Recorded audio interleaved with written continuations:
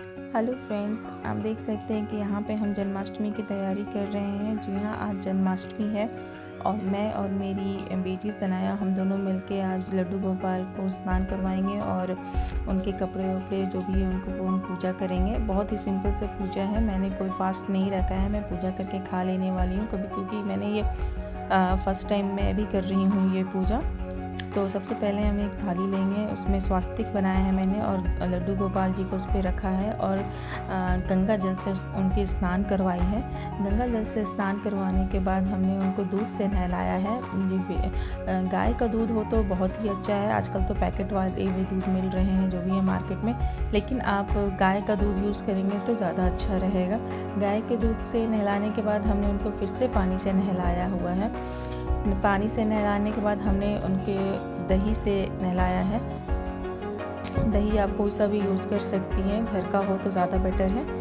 दही से नहलाने के बाद फिर से हमने उनको पानी से नहलाया है। पानी से नहलाने के बाद फिर से हमने उनको मधु का यूज़ किया है, मध जो बोलते हैं हम।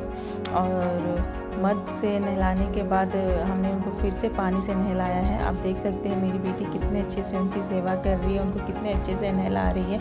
उसने मुझे बस बोला था कि मम्मा आप जो भी करना, मैं आपकी हेल्प करने वाली हूँ, मैं ज़्यादा कुछ नहीं करूँगी। तो मैंने भी उसको बस छोटे छोटे काम दिए थे। तो उनको लड्डू गोपाल को अच्छे से नहलाने के बाद फिर हमने उनको पोंछ करके साइड में रख दिया। फिर हम यहाँ पे उनके सिंहासन की तैयारी कर रहे हैं।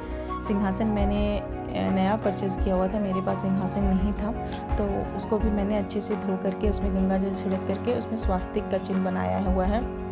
और यहाँ पे भी मेरी बेटी मुझे बोल रही थी कि मुझे भी कुछ करना है, तो उसने स्वास्तिक में जो भी डॉट्स 4 होते हैं उसको मेरी बेटी ने दिया है।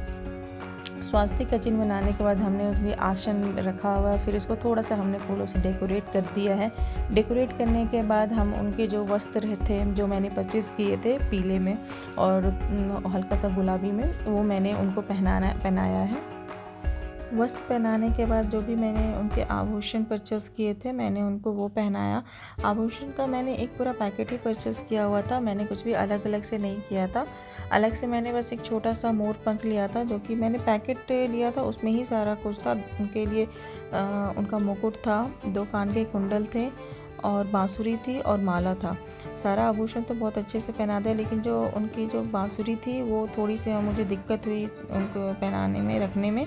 तो फिर मैंने और मेरी बेटी ने दोनों ने कैसे करके भी उनको पहनाया। फिर हमने उनको सिंहासन पे बैठा दिया। सिंहासन पे बैठाने के बाद हमने चारों तरफ से फूलों से सजाई। आप चाहे तो कैसे भी उसको सजा सकते हैं, आप बलून्स लगा सकते हैं, लाइट से भी उनको सजा सकते हैं। बस हमने फूल का ही यूज़ किया हुआ है। फूल का डेकोरेशन के बाद जो भी मैंने प्रसाद बनाया था भोग लगाने के लिए, वो मैंने वहाँ पे उनको चढ़ा दिया। भोग में मैंने धनिया की पंजीरी बनाई थी। बोलते हैं धनिया की पंजीरी श्री कृष्ण जी को चढ़ती ही है। और उसके बाद मैंने सिंघाड़े का आटा का हलवा भी बनाया हुआ था, दही चढ़ाई हुई थी और पनीर भी चढ़ाया हुआ था। और सारे में मैंने तुलसी का पत्ता भी चढ़ा दिया था, क्योंकि बोलते हैं कि अगर आप तुलसी का पत्ता नहीं भोग में चढ़ाएंगे तो उसको भगवान ग्रहण नहीं करेंगे। तुलसी का पत्ता चढ़ाने के बाद मैंने साथ में एक गिलास पानी भी रखा था वहाँ पे, क्योंकि पानी रखना बहुत ज़रूरी है। अगर आप किसी को खाना दे रहे हैं तो पानी रखना तो बहुत ज़रूरी है।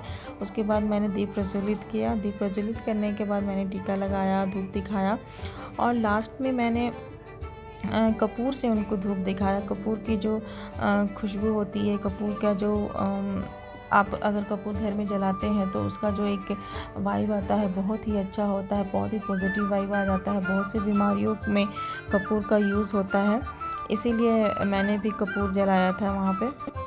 मैं जब भी पूजा करती हूँ, पूजा करने के बाद जो लास्ट में धूप दिखाती हूँ, उसके बाद मैं कपूर ज़रूर ही जलाती हूँ। मुझे कपूर की खुशबू बहुत पसंद है।